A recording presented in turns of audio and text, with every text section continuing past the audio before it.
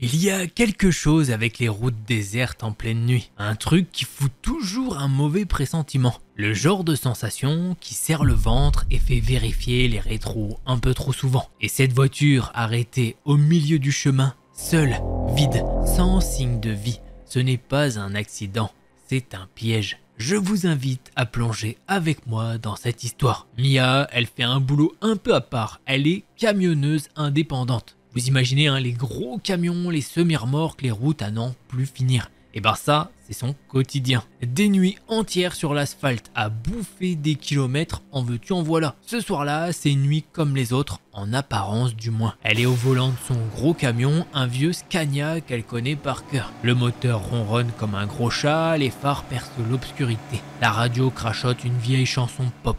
Mia fredonne en tapant du pied sur l'accélérateur. Elle vit sa meilleure vie et surtout, c'est pour rester éveillée. Elle transporte une cargaison de pièces détachées pour une usine à quelques centaines de bornes de là. Rien de bien excitant. Du banal, du routinier. La route est droite, monotone. Mia connaît ça par cœur. Des nuits comme ça, elle en a vu des centaines. Pour gagner un peu de temps, elle décide de couper par une petite route de campagne. C'est un raccourci qu'elle emprunte de temps en temps. Une route étroite et sinueuse qui traverse des champs et des petits bois. D'habitude, elle préfère éviter ces coins-là la nuit. C'est un peu paumé. Mais ce soir-là, elle est pressée. Et puis, elle connaît le coin comme sa poche. Elle se dit que ça lui fera changer un peu du bitume de l'autoroute. Elle quitte l'autoroute et s'engage sur la petite route. L'ambiance change radicalement. Plus de bruit de circulation, juste le ronronnement du moteur et le crissement des pneus sur l'asphalte. Les phares éclairent les bas-côtés, les arbres et les champs qui défilent dans la nuit. C'est plus calme, plus tranquille.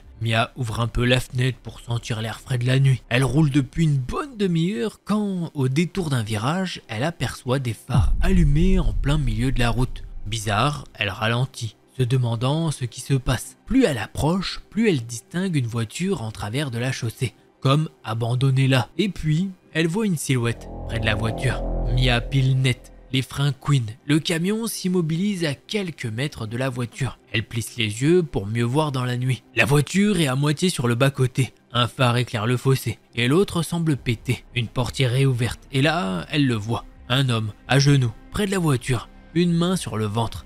Il a l'air vachement mal en point. Mia descend de son camion en claquant la portière. Elle s'approche prudemment. Son cœur bat un peu plus vite. « Monsieur, ça va pas ?» Elle voit qu'il essaye de maintenir un tissu sur son ventre. Il est couvert de sang. Son visage est crispé par la douleur. L'homme lève la tête vers Mia. Son regard est paniqué. Il respire difficilement. « Aidez-moi, s'il vous plaît. » Sa voix est faible, presque un murmure. Mia s'approche encore. Elle voit maintenant la blessure. Une tache de sang qui s'étend sur son t-shirt. On dirait une blessure par balle. « Oh mon Dieu, qu'est-ce qui s'est passé ?» L'homme grimace. « J'ai été attaqué. Ils vont revenir. » Il serre les dents. Ça se voit clairement qu'il a mal. Il fait pas semblant. Mia comprend qu'il n'y a pas de temps à perdre. Faut vous mettre à l'abri. Vous arrivez à marcher ? L'homme hoche la tête avec difficulté. Mia l'aide à se relever. Il est lourd. Il chancelle. Elle l'entoure de son bras et le guide vers son camion. Je vais vous emmener à l'hôpital. Mais à ce moment précis, des phares apparaissent au loin. Sur la route d'où venait Mia. 2 voitures au moins, qui arrivent à toute vitesse. L'homme se raidit. Oh non, c'est eux, c'est sûr. Ils m'ont retrouvé. Sa panique est palpable. Mia regarde les phares qui se rapprochent à une vitesse folle. Elle comprend d'un coup que la situation est beaucoup plus grave qu'elle ne le pensait. Ce n'est pas un simple accident. Cet homme est en danger et elle vient de se retrouver au milieu de quelque chose de louche. Elle sent une montée d'adrénaline. Elle doit réagir vite. Elle jette un coup d'œil autour d'elle. Pas d'endroit où se cacher sur le bord de la route. Juste des champs et un petit bois un peu plus loin. Il faut aller dans les bois. Vite, allez! Elle l'aide à traverser le fossé et ils se mettent à courir vers les arbres. Les voitures arrivent à leur hauteur. Des pneus crissent sur l'asphalte. Mia entend des voix, des cris. Elle sent son cœur battre à tout rompre. Elle sait qu'ils sont poursuivis. Mia et l'homme courent à perdre haleine dans la nuit noire. Les arbres les giflent au passage, les branches les griffent. Le sol est inégal. Ils trébuchent, se rattrapent. L'homme gémit de douleur à chaque pas. Sa blessure le handicape terriblement. Mia le soutient au mieux qu'elle peut, mais elle sent qu'il est à bout de force. Derrière eux, les voitures ont freiné brutalement. Ils entendent des portières claquer, des voix qui hurlent. « Ils sont là, ils vont bientôt nous avoir !» Mia jette un coup d'œil par-dessus son épaule. Elle aperçoit des silhouettes qui se déploient sur le bord de la route. Des hommes qui scrutent les alentours avec des lampes torches. Elle distingue les reflets métalliques de ce qui peut ressembler à des armes. Là, y a pas de doute, ce sont des types dangereux. Ouais, c'est clair, on doit se cacher. Elle scrute les environs à la recherche d'un abri. Ils arrivent à un endroit où le terrain descend en pente douce. Il y a des buissons épais et des ronces. Là, on va se mettre là. Elle dit ça en tirant l'homme derrière elle. Il se faufile tant bien que mal à travers les branches épineuses, se cachant derrière les buissons. Mia retient son souffle. Elle entend les voix des poursuivants qui se rapprochent. Elle peut entendre l'un des mecs dire en criant « je crois qu'ils sont partis par là !» Elle peut voir les lampes torches qui balayent la forêt, la frôlant, et ils sont à 2 doigts d'être découverts. Mia sent son cœur battre à tout rompre dans sa poitrine. Elle a peur, une peur viscérale, mais elle essaye de rester calme pour l'homme qui est à ses côtés. L'homme respire bruyamment. Sa blessure le fait souffrir atrocement. Mia pose sa main sur sa bouche pour l'empêcher de gémir. Elle entend les pas des poursuivants tout près. Ils sont à quelques mètres seulement. Elle serre les dents, prête à déguerpir si jamais ils les découvrent. Les minutes qui suivent sont interminables. Les voix se rapprochent, s'éloignent, puis se rapprochent à nouveau. Mia retient son souffle, les muscles tendus, prête à réagir au moindre mouvement. Finalement, les voix s'éloignent définitivement. Les faisceaux des lampes torches disparaissent peu à peu dans la nuit. Mia attend encore quelques instants pour être sûre qu'ils sont partis. Puis elle relâche doucement l'homme. On dirait qu'ils sont partis. Mais pour combien de temps ? Mia, elle sait que ce n'est qu'un répit. Ils sont toujours en danger. Les deux commencent alors à sortir de leur cachette et l'homme est à bout de souffle. Il a du mal à avancer. Mia le regarde avec inquiétude. Son visage est pâle, ses lèvres sont bleues. La blessure saigne toujours. « Monsieur, je crois qu'on doit s'arrêter un moment. » Elle cherche un endroit plus sûr, un endroit où il pourrait se reposer un peu. Ils finissent par trouver une petite clairière à l'abri des regards. Mia aide l'homme à s'asseoir contre un tronc d'arbre. Il ferme les yeux, épuisé. Mia observe les alentours, attentive au moindre bruit. La forêt est silencieuse, un silence pesant, presque inquiétant. On entend juste le bruit du vent dans les branches et le crissement des feuilles mortes sous leurs pieds. On peut pas rester ici longtemps, ils vont finir par nous trouver. L'homme ouvre les yeux. J'y arrive plus, je peux plus.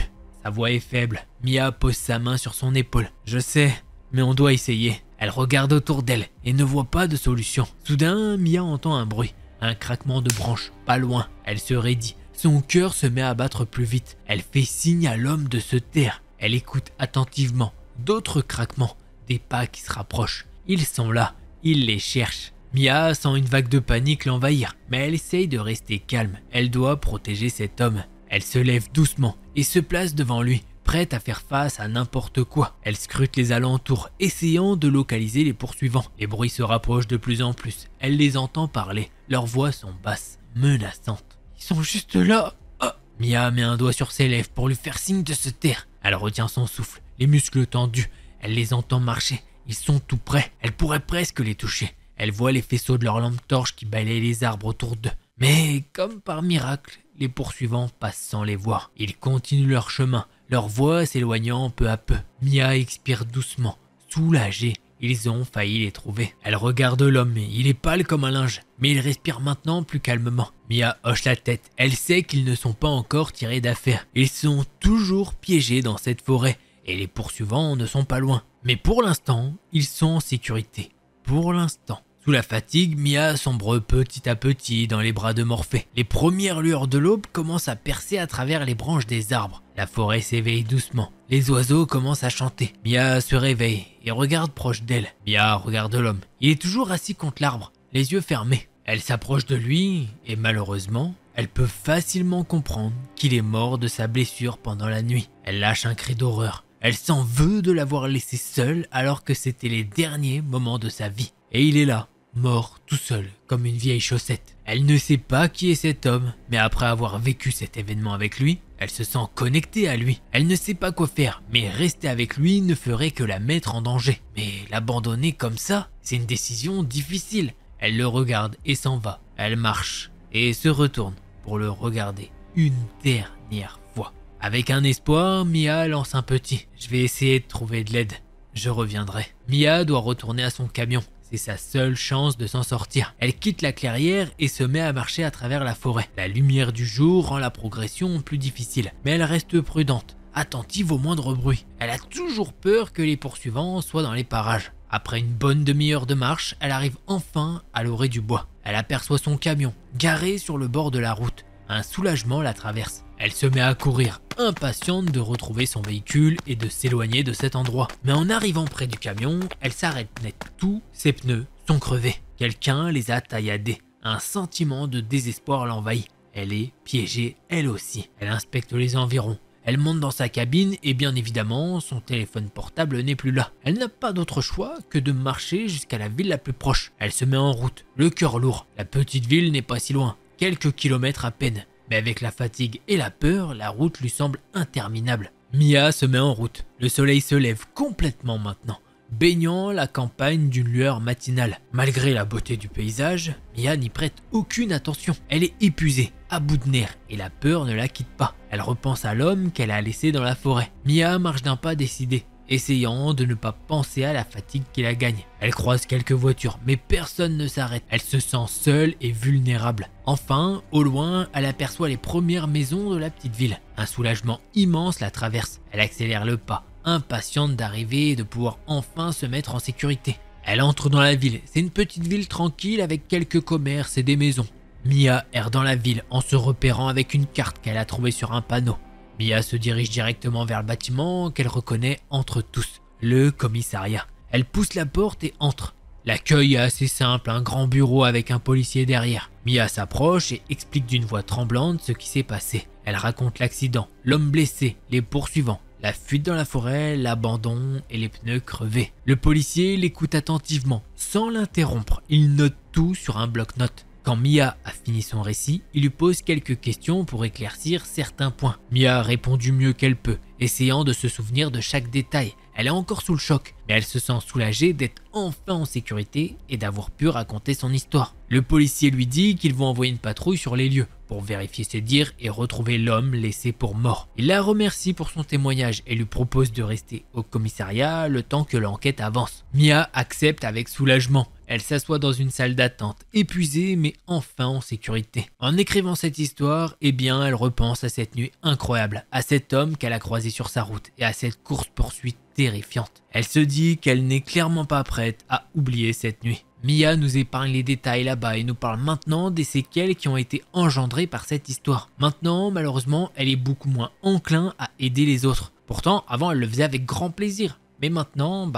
elle a voulu aider quelqu'un et ça a failli se retourner contre elle. Et c'est comme ça que se termine ce premier thread. C'est pas la première fois qu'on a un thread de cet acabit, c'est-à-dire venir en aide à quelqu'un. Bon, au final, des fois, souvent, non, c'est vrai qu'on n'a pas eu forcément ce format, parce qu'à chaque fois, quand elle venait en aide à une personne, c'est cette personne-là en question qui lui faisait du mal derrière.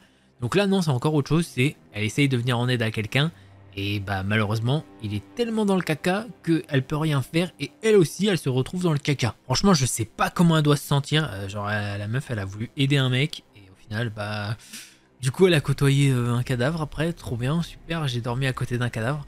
Alors voilà, je vais sûrement biper ça au montage, mais ouais, clairement, pas cool. Prochain thread. Regardez-moi ça, qui est là.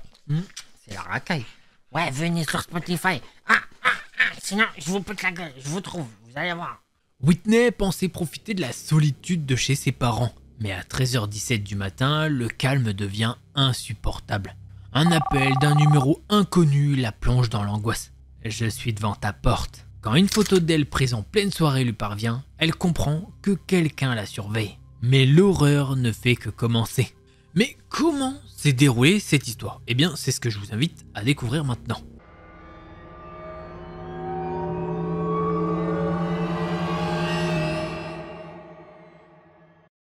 Whitney est assise dans le salon de la maison de ses parents, les yeux rivés sur l'écran de son ordi.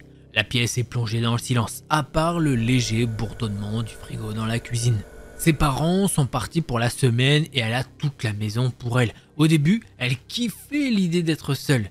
Mais là, à 3h17 du mat, elle commence à regretter. Elle jette un coup d'œil à l'heure en bas à droite de l'écran. Ah ouais, déjà? Elle est crevée, mais elle peut pas se permettre de lâcher maintenant. Ce dossier pour la fac, il faut qu'elle le termine et elle traîne depuis des jours. Elle remet tout au lendemain. Sauf que là, son téléphone vibre sur la table basse. Elle sursaute, parce que franchement, à cette heure-ci, qui peut bien l'appeler? Elle regarde l'écran, numéro inconnu. Elle hésite 2 secondes, mais bon, elle décroche quand même. Allô, c'est qui? Et là, il y a une voix de l'autre côté. Une voix grave, monotone, comme si le mec était en train de lire un script. Je suis devant ta porte. Whitney reste là, le téléphone collé à l'oreille, un peu coconne. Elle regarde vers la porte d'entrée, mais bon, elle voit rien. Elle est dans le salon, la porte est fermée et il n'y a personne sur le perron. Elle le sait parce qu'elle a vérifié avant de s'installer. T'es sûr que t'as le bon numéro? Mais la voix insiste. Non, pas cette porte, celle de ta chambre. Là, Whitney, elle sent son cœur qui fait un bond dans sa poitrine. Sa chambre est à l'étage et la porte est fermée normalement. Elle tourne la tête lentement, comme si elle avait peur de faire du bruit, et elle fixe l'escalier qui mène à l'étage. Bon, y a rien que du noir. Et puis, son téléphone vibre à nouveau. Cette fois, c'est un message, du même numéro. Elle ouvre la notification, et là, elle voit une photo. Une photo d'elle, là, maintenant, assise dans le salon, le téléphone à la main. Whitney, elle a la gorge serrée. Elle regarde autour d'elle, mais y a personne. Comment c'est possible? Elle est seule, elle le sait. Enfin, elle le croyait. La voix revient au téléphone, mais cette fois, elle est différente, plus proche, comme si le mec était juste à côté d'elle. Tu ne me crois pas? Regarde derrière toi. Whitney, elle veut pas, elle veut juste raccrocher, éteindre la lumière et se cacher sous la couette. Mais elle peut pas, c'est comme si son corps la trahissait. Elle tourne la tête tout doucement. Et là, elle voit rien en fait. Enfin, presque rien. Il y a juste l'ombre de l'escalier, là-bas dans le couloir. Mais quelque chose cloche. Elle décide alors de se lever. Elle va dans l'escalier. Mais quelque chose cloche. Elle arrive à voir un petit peu de la porte de sa chambre. Ce qui n'est pas normal puisqu'elle est censée être fermée. Là, elle semble être entrouverte. Juste un tout petit peu, mais suffisamment pour laisser passer un filet de lumière. Sauf que Whitney, elle est sûre à 100% qu'elle l'a fermée avant de descendre. Elle fait toujours ça, c'est une manie. Alors là, elle se dit que peut-être son imagination lui joue des tours. Ou alors, c'est la fatigue. Elle a passé la soirée et son début de nuit sur ce dossier après tout. Mais bon, elle peut pas s'empêcher de marcher vers l'escalier. Elle avance lentement, comme si elle avait peur de réveiller quelque chose ou quelqu'un. Son téléphone est toujours collé à son oreille, mais il n'y a plus de voix, juste un silence pesant. Quand elle arrive devant l'escalier, elle tend la main pour allumer la lumière. Elle appuie sur l'interrupteur, mais rien ne se passe. Elle appuie encore, plus fort cette fois, mais toujours rien. Elle regarde de plus près et remarque quelque chose d'étrange. Il y a du scotch sur l'interrupteur, comme si quelqu'un l'avait bloqué pour l'empêcher de fonctionner. Whitney, elle a un mauvais pressentiment. Elle arrache le scotch et appuie à nouveau. Cette fois, la lumière s'allume, mais elle clignote bizarrement, comme si elle allait lâcher. Elle jette un coup d'œil en haut de l'escalier, mais tout semble normal. Enfin, presque. Elle monte les marches, une à une, le cœur battant à tout rompre. À chaque pas, l'escalier grince et elle a l'impression que quelqu'un l'observe. Elle arrive enfin devant la porte de sa chambre, entrouverte. Elle tend la main pour la pousser, mais au moment où elle touche la poignée, elle entend un bruit derrière elle. Whitney se retourne d'un coup, mais il n'y a personne. Juste le couloir vide, éclairé par la lumière qui clignote toujours. Elle respire un peu mieux et se dit qu'elle a dû halluciner. Elle pousse la porte de sa chambre et allume la lumière. Et là, elle voit quelque chose qui la glace jusqu'aux os. Whitney, elle reste plantée là, devant sa chambre, les yeux écarquillés. Parce que là, sur son lit, il y a quelque chose qui devrait pas être là. Une petite boîte en carton, avec un ruban rouge autour. Elle avance lentement, comme si elle marchait sur des œufs, et elle s'approche du lit. Elle tend la main pour ouvrir la boîte, mais au moment où elle touche le ruban, elle entend un bruit derrière elle. Un bruit de pas, lent et lourd, qui monte l'escalier. Whitney, elle se retourne d'un coup, le cœur qui bat à 1000 à l'heure. Elle regarde vers la porte, mais il n'y a personne, juste le couloir, toujours éclairé par cette lumière qui clignote. Elle essaye de se convaincre que c'est son imagination, mais elle sait que non, quelqu'un est là. Et puis, la voix revient. Cette fois, elle vient directement de son armoire. Ah, alors, t'as ouvert ma boîte? Whitney, elle sursaute et se retourne encore une fois. Mais il n'y a personne, juste la boîte posée là sur son lit. Elle regarde vers son armoire et se demande si le pire n'est pas à venir. Elle respire un bon coup et décide d'ouvrir la boîte. Elle dénoue le ruban, soulève le couvercle et là, elle voit quelque chose qui la fait reculer d'un pas. Dedans, il y a des photos, des dizaines de photos d'elle. Whitney en train de marcher dans la rue, Whitney en train de boire un café à la fac, Whitney en train de rentrer chez elle. Et puis, tout en bas, une photo d'elle, endormie dans son lit. Whitney, elle a la gorge serrée, elle comprend maintenant. C'est pas une blague, c'est pas son imagination. Quelqu'un l'a espionnée. Depuis combien de temps? Elle sait pas, mais elle sait que ça fait longtemps.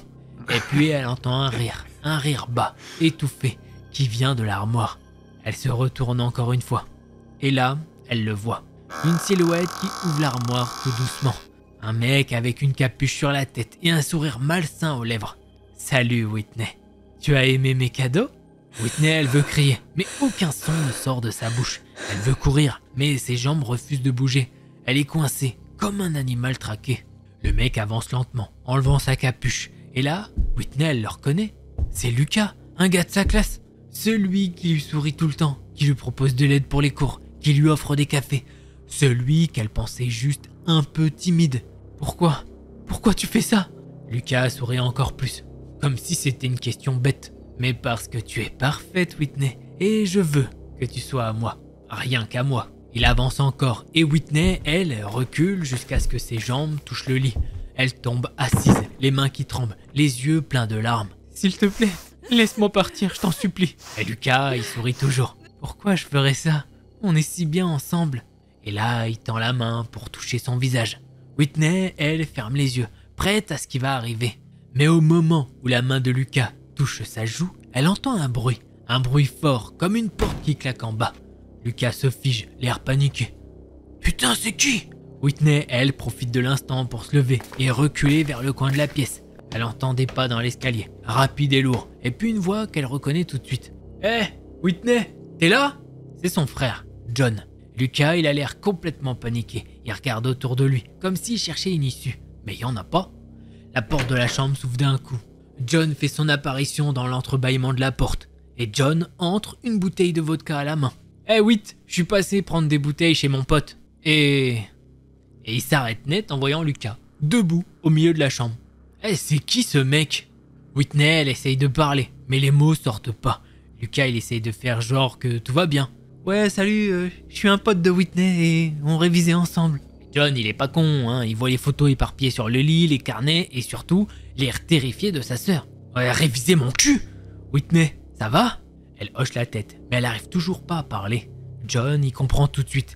Il avance vers Lucas, les poings serrés. « Oh, toi, tu vas dégager de chez moi, et vite !» Lucas, il essaie de reculer, mais il trébuche sur le tapis et tombe par terre. John en profite pour le plaquer au sol, lui tord le bras dans le dos et le force à rester immobile. « Whitney, je sais pas ce qui s'est passé, mais appelle les flics. » Whitney, elle attrape son téléphone et compose le 911. Sa main tremble lentement, elle a du mal à taper les chiffres, mais elle y arrive.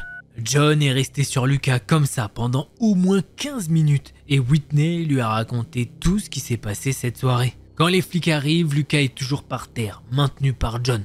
Les policiers le menottent et l'emmènent dehors. Mais avant de partir, il fouille ses poches et trouve son téléphone. Messieurs, dames, on va vérifier tout ça. Whitney, elle est encore sous le choc, mais elle suit les policiers jusqu'au commissariat pour faire sa déposition. Pendant qu'elle attend, elle entend les flics discuter entre eux. On a trouvé des centaines de photos d'elle dans son téléphone. Il y a des vidéos aussi. Ce mec, il la suivait depuis des mois.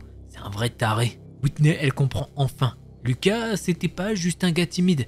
C'était un obsédé. Et il l'a espionné et traqué pendant tout ce temps. John, quant à lui, il reste à ses côtés pendant toute la déposition. T'inquiète, Whitney, il te fera plus jamais peur. Whitney, elle essaye de sourire, mais elle sait que ça va prendre du temps pour qu'elle se sente en sécurité à nouveau. Puisque même là, 6 mois après les événements, elle se sent toujours pas en sécurité. Elle ne peut pas rester seule à la maison. Et c'est comme ça que se termine ce thread. Vraiment, petit stalking, un petit obsédé, le mec. En fait, en plus, on sait pas. Ça se trouve, imaginons, le gars, il leur a dit, à la fac, il lui dit, tu veux sortir avec moi ? Imaginons, elle dit oui. Mec, t'avais même pas besoin de faire tout ça, t'es complètement con. Ça se trouve, elle t'aimait plutôt normal, tu vois, il se disait c'est un mec timide. Enfin, dans le thread, elle dit pas oui, je l'aime pas, etc. Tu vois, donc ça se trouve, en fait, il pouvait matcher avec elle. Juste arrête d'être bizarre. Juste sois comme les gens normaux. Tu lui dis que tu l'aimes bien, tu veux peut-être un petit cadeau ou deux, nanani, nanana. Enfin, vous apprenez à faire plus connaissance, quoi. Je sais pas, bizarre. Je sais pas comment les gens, ils ont des. Je sais pas, bref. Allez, prochain thread. J'espère que vous avez kiffé ces threads. Si c'est le cas, vous connaissez un petit pouce bleu et un abonnement. Et tu peux aussi venir me rejoindre sur Insta, j'essaie d'être plus actif. Bon, dans cette vidéo, il n'y a pas de thread horreur abonné, mais si jamais tu veux m'en partager un, ça se fait sur delcorstory@gmail.com. Allez, si jamais vous en voulez plus, je vous invite à cliquer sur l'une de ces deux vidéos-là. Allez, c'était Delcor, en attendant la prochaine vidéo, portez-vous bien, tous les petits potes.